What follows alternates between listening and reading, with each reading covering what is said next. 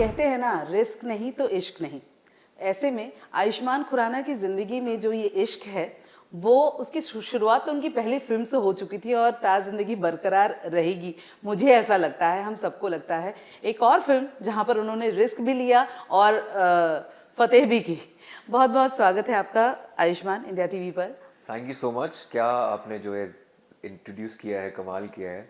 बिना रिस्क के इश्क होता नहीं है और बिना इश्क के रिस्क भी नहीं होता है, मुझे ऐसा लगता है। और मेरी तो पूरी ज़िंदगी मैंने ताउम्र ता ज़िंदगी जो आपने बोला है, रिस्क पे ही बिताई है पहली फिल्म से। तो रिस्क तो मेरे ज़िंदगी का हिस्सा है। तो जब आप रिस्क लेते हो, डर लगता है या कहीं आदत पड़ गई थोड़ा है सा? तो कुछ डर नहीं लगता। आई थिंक जब रिस्क नहीं लगता तो डर लगता है। हाँ। आई थिंक जो चीज़ रिस्की नहीं है, जो चीज़ आप बिल्कुल सीधी चूज कर लेते हैं, तो उसमें कुछ मज़ा नहीं है। और वैसा ही है आपकी सारी फिल्में, मतलब 99.99% फिल्में जो है, चाहे वो बाला हो, शुभ मंगल, ज्यादा सावधान हो, पहली फिल्म विकी डोनर हो, मतलब कौन करता है पहली फिल्म के साथ ये एक्सपेरिमेंट? इनफैक्ट पहली फिल्म के टाइम पे तो उससे पहले मैंने कुछ 6 फिल्में मना की थी जो बिल्कुल ही सिंपल सी फिल्में थी। मतलब रिस्क नहीं था उसमें। रिस्क नहीं था। तो मुझे लगा मेरे को कोई बड़ा लॉन्च तो देने नहीं वाला, हाँ। तो मुझे कुछ ऐसा करना चाहिए जो थोड़ा अलग हो। देखो ये रास्ता होता है। जी। मैंने मतलब मेरे फादर हमेशा कहते थे कि अगर कुछ ज़्यादा करना है और तुम्हारे सामने बहुत बड़ा चैलेंज है, तो वो लाइन जो है वो और बड़ी खींचो, या एक ऐसा रास्ता जो अलग हो। हाँ, मतलब जब इंडस्ट्री से अगर नहीं हो तो फिर आपको कोई लॉन्च तो देने नहीं वाला, तो आपको अपना रास्ता खुद ही निकालना पड़ता है। तो ये रास्ता आपने निकल गया है वो। आपने ये बात कही कि सही बात है, मतलब बाहर से अब आप जब आते हो, आसान नहीं होता है कुछ भी। तो जब आप आज व्हेन यू लुक बैक, आपको लगता है कि वो स्ट्रगल, वो रिजेक्शंस कभी आपने फेस किया था? रिजेक्शंस बहुत बार, बहुत रिजेक्शंस फेस किए हैं मैंने। I think I have come a long way. और यही नहीं, विक्की डोनर के बाद भी रिजेक्शंस फेस किए हैं। क्या बात कर। मतलब हाँ, विकी डोनर के बाद जो फिल्में नहीं चली थी तो वो एक तरह की रिजेक्शन ही थी। But coming back now with all these films, I think audience का भी इसमें बहुत बड़ा हाथ है कि उनकी सोच बड़ी हुई है। जब उनकी सोच बड़ी हो जाती है, आपकी फिल्म बड़ी हो जाती है, क्योंकि उनको अपनाने वाला कोई तो होना चाहिए। सोच भी तब बड़ी होती है जब आप कुछ कहते हैं कि अब टेबल में पेश ही नहीं करोगे तो कैसे होगा, मतलब you you give that kind of content, right? हाँ, वो उस कंटेंट, जब तक आप कंटेंट में कुछ ऐसा नहीं देते जो सोसाइटी में बातचीत हो जिसके बारे में, या ऐसा विषय चूज़ नहीं करते जो लोगों को सोचने में मजबूर करें, तो फिर सिनेमा का जो एक रिस्पॉन्सिबिलिटी है, वो आई थिंक वो पूरी नहीं होती है। अगर हम बात करें चंडीगढ़ का आशिकी, जब नाम सुना था तो लगा था कि ठीक है, it's a love story may be, लेकिन आयुष्मान था तो फिर वो था कि कहीं कुछ तो होगा, सीधी तो होने वाली है नहीं। आज जब फिल्म लोग देख रहे हैं, in fact we were the first lot when we saw the film here in this office, सबके चेहरे पे एक था कि यस, व्हाट अ फिल्म। एक एक ऐसी बात जो हमारे आसपास है तो ज़रूर, लेकिन कोई बात नहीं करता, और उसे अगर आप एंटरटेनमेंट के ज़रिए अगर आप लोगों तक पहुंचाते हैं, I think that makes much more easier to understand. ये ऑफ कोर्स एक सब्जेक्ट ऐसा है कि बात क्या नहीं करता, लोगों को पता ही नहीं है। उनको यही नहीं पता कि अगर आप अंदर से अपने आप को मर्द होते हुए औरत महसूस करते हैं तो आप औरत बन सकते हैं। लोगों को ये पता हाँ, ही नहीं ये है, पता नहीं है। ये नॉलेज ही नहीं है। तो हम उस ऑडियंस को हम ये बता रहे हैं जिनको आइडिया ही नहीं है। तो उनके लिए ये पहला कदम जो है, ये बहुत ही ज़्यादा ज़रूरी है और पाथ ब्रेकिंग है, मुझे लगता है। और जिस तरीके से इतना, मतलब मैंने रिव्यू में भी लिखा था कि बहुत ही एक सेंसिटिव टॉपिक को एक सेंसिबली हैंडल किया गया है, उसके लिए मतलब निर्देशक का भी वो विजन बहुत ज़रूरी है। So what was the conversation, what was the discussion over across the table when you were sitting, जब आप लोग बात कर रहे थे आयुष्मान? आई नो कि आपकी इनपुट्स भी बहुत ज़्यादा होते हैं, सो वो जब वन पेज पर आना, I just want to know. I think जब ऐसा कुछ सब्जेक्ट आता है तो सबसे पहले आप देखते हैं कि डायरेक्टर कौन है और उसका ज़िंदगी का नज़रिया क्या है, कि उसका एक वर्ल्ड व्यू क्या है, वो क्या सोचता है, उसका थॉट प्रोसेस क्या है, क्योंकि वही रिफ्लेक्ट करता है सिनेमा में। अगर डायरेक्टर की सोच कम है और सब्जेक्ट आपका प्रोग्रेसिव है तो वो एक टेबल पे नहीं आ सकता। आपको एक गट्टू कपूर, अभिषेक कपूर जैसे डायरेक्टर चाहिए जो नए भारत का डायरेक्टर हैं, जो न्यू एज डायरेक्टर हैं, और बॉम्बे से हैं, बॉम्बे में पले बड़े हैं, तो उनकी सोच शुरू से ही एक बहुत प्रोग्रेसिव रही है। तो वही एक प्रोग्रेसिव फिल्म बना सकते हैं। और ये जब भी आगे जाकर ऐसे सब्जेक्ट को मैं छेड़ूंगा तो वो डायरेक्टर की विजन ही उसमें रिफ्लेक्ट करेगी। तो इट इज़ वेरी इंपॉर्टेंट कि अभिषेक कपूर इसको डायरेक्ट करें। आयुष्मान, आपका जो किरदार है वो एक स्मॉल टाउन बॉय है, और मुझे महसूस हुआ फिल्म देख करके कि आपके नज़रिए से उस सब्जेक्ट को हमने देखा कि आसान नहीं था उसके लिए ये एक्सेप्ट कर पाना, लेकिन जब धीरे धीरे उसे समझ आई देन चीज़ें किस तरीके से बदली है। तो बहुत सारे ऐसे सीन्स, बहुत सारे ऐसे डायलॉग, स्पेशली एक ट्रांस वुमन के साथ जब आप बैठ करके एक कैफेटेरिया में वो बात समझने की कोशिश करते हो, वो सीन हो, या फिर वाणी कपूर का ये कह जाना कि सोचो हम मेरी तकलीफ कितनी ज़्यादा हुई होगी। तो ऐसे में जब आप स्क्रिप्ट की तैयारी कर रहे होते, किसी तरह का कोई रिसर्च, किसी तरह के कोई लोग जो आप जिनसे आपने बात की हो? ट्रिगर तो सबसे पहले था कि सत्यमेव जयते आमिर सर का शो जो है उसमें गजल डालीवाल, जी, उनकी स्टोरी पे एक एपिसोड था पूरा का पूरा, और तभी स्पेशल थैंक्स उनको दिया गया फिल्म के अंदर, क्योंकि गट्टू सर को वहाँ से एक आइडिया आया होगा और वहाँ से उन्होंने एक स्टोरी का एक जर्म या फिर एक एम्पैथी ली होगी, क्योंकि मैंने भी वो वही देखा था।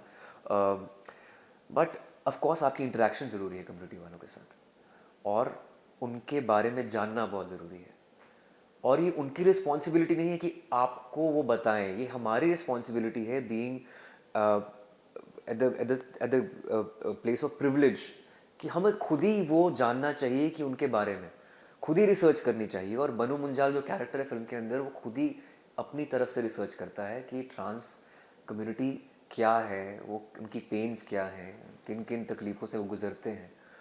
तो जो मनु मुंजाल कैरेक्टर है वो हमारे देश के एक आम आदमी को दर्शाता है कि उसकी क्या वही सोच उसके है। नज़रिए से ही हमने हाँ, उनकी उसके नज़रिए से आपने फिल्म देखी, और हम चाहते हैं कि जैसे मनु का कैरेक्टर ट्रांसफॉर्म हुआ है फिल्म के अंदर, जो एक ट्रांसफोबिक इंसान है, जिसको सोच कर पहले घिन आती है कि उसकी जो गर्लफ्रेंड है वो पहले लड़का हुआ करती थी, वही रिएक्शन एक सड़क पर चलने वाले आम आदमी का होगा, और वो बिल्कुल बिल्कुल। उस आदमी की सोच जब बदलती है वैसे ही एक आम आदमी की बदलनी चाहिए।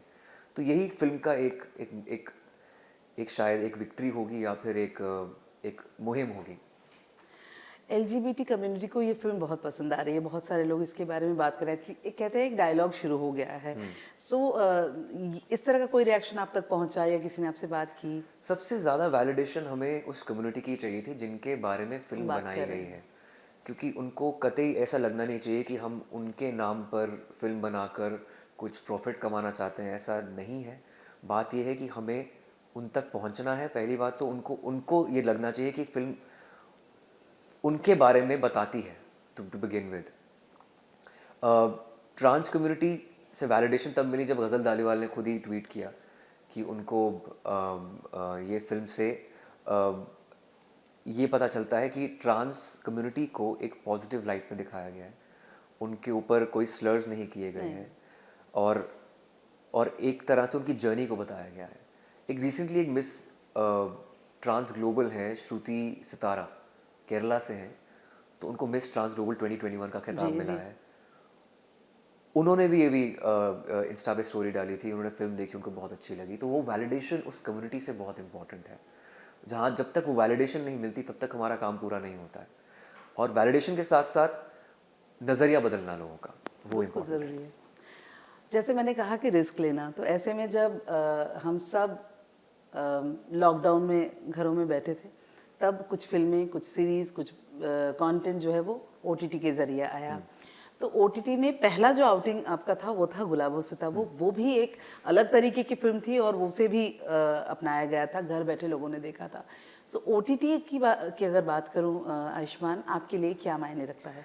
I think OTT is the present right now, और उसकी पेनिट्रेशन काफ़ी अच्छी है।